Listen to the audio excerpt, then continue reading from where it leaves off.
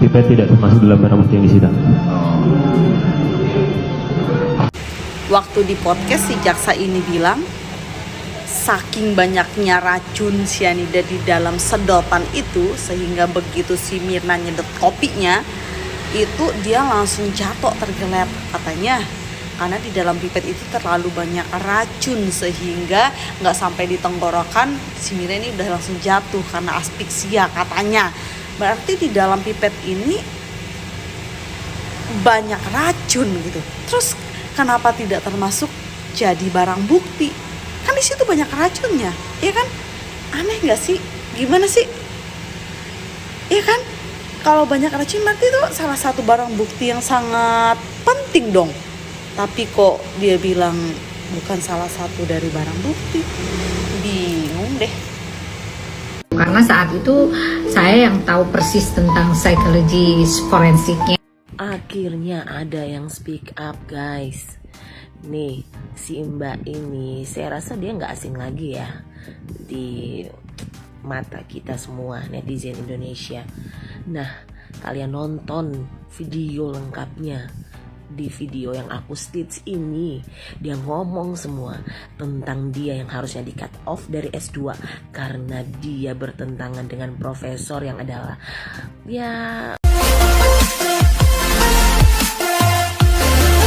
Ungkap alasan kenapa kasus Jessica Wongso bisa heboh lagi. Pakar Indonesia Republik Telenovela. Sebelum kita mulai, silakan klik tombol subscribe terlebih dahulu agar tidak ketinggalan info menarik lainnya. Kasus kopi sianida yang sudah ketok palu pada tahun 2016 lalu kembali heboh usai film dokumenter High School Murder Coffee and Jessica Wongso dirilis Netflix. Usai menonton film tersebut, tak sedikit orang yang berbalik berpikir bahwa Jessica Wongso tidak bersalah dan meragukan putusan pengadilan, atau banyak juga yang merasa bingung siapakah sebenarnya sosok pembunuh Mirna Salihin. Menanggapi kasus kopi sianida yang kembali jadi sorotan, salah satu saksi ahli dalam kasus tersebut, Prof. Imade Agus Gelgel Wirasuta ikut bersuara. Menurutnya, kasus ini kembali jadi sorotan karena Indonesia dinilai sebagai Republik Telenovela, bukan orang sembarangan. Pria yang akrab disapa Prof. Gelgel itu merupakan ahli toksikologi forensik Universitas Udayana. Ketika itu, dia didatangkan jaksa penuntut umum dan menjadi salah satu saksi yang memberatkan Jessica Wongso sebagai terdakwa.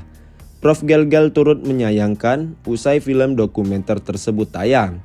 Banyak orang yang tiba-tiba merasa jadi pakar, bahkan tak segan untuk merundung dan menghakimi. Kalau saya simpulkan sederhana, kita ini Republik Telenovela. Ada case, kita akan sibuk semua. Seolah-olah hari ini aku jadi expert menjudge orang, membuli orang, it's my netizen happy. Ujarnya saat ditemui di kawasan Cikini, Jakarta Pusat baru-baru ini.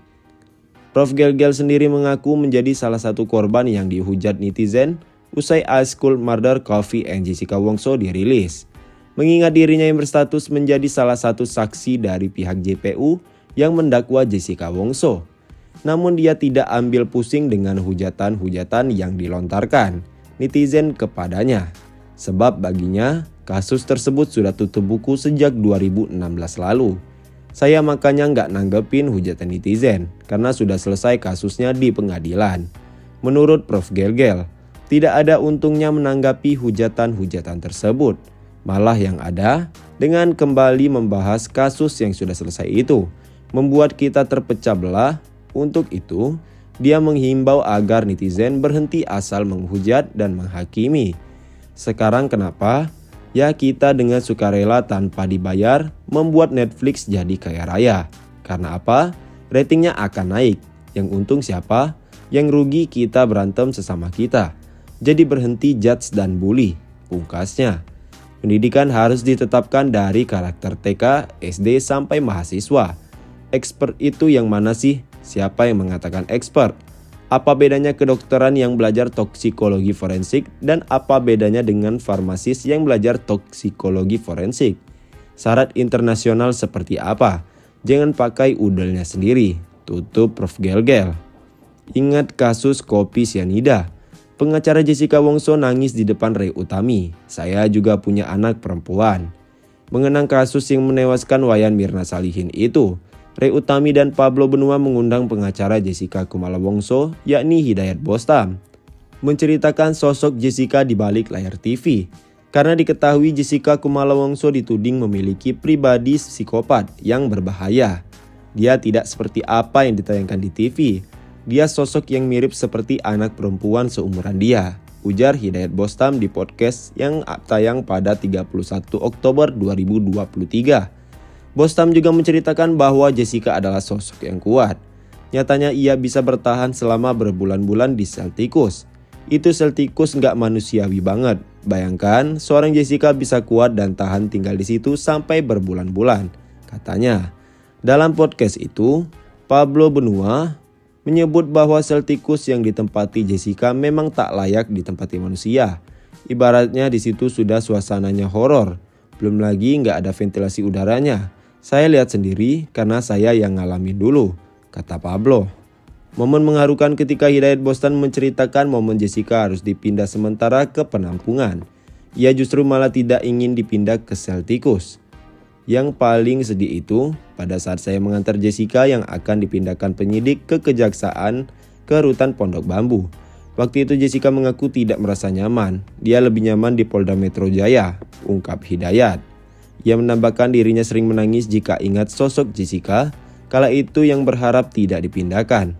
Kasihan banget waktu itu, kan ibaratnya Jessica anaknya terdidik, harus menjalani hukuman kayak begini, padahal dia nggak salah. Di situ saya nangis kalau ingat, kata Hidayat sambil matanya berkaca.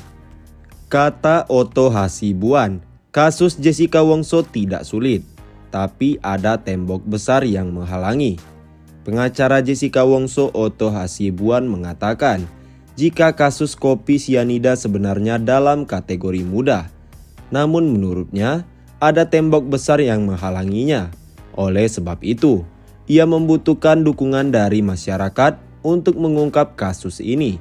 Secara hukum, bagi saya ini nggak sulit, tapi saya menghadapi tembok besar, bahkan tembok raksasa yang memerlukan bantuan daripada para masyarakat, netizen secara jujur, ungkapnya. Dikutip dari tayangan YouTube pada Rabu, 1 November 2023. Today, mungkin Tuhan memberikan kesempatan dengan adanya Netflix. Masyarakat melihat ada ketidakadilan di dalam kasus ini, imbunya. Ia pun merasakan sebagai pengacara sudah menderita karena kasus berkelit dan belum menemukan titik terang. Sebab keputusan dari hakim yang menyatakan Jessica bersalah, menurutnya itu adalah salah, kata dia. Banyak kejanggalan-kejanggalan soal barang bukti dan lainnya. Selama ini kita sudah sangat menderita, apalagi Jessica. Kita yang bela aja menderita melihat bagaimana nasib Jessica di penjara. Bayangkan tidak melakukan suatu perbuatan apapun tapi harus masuk penjara.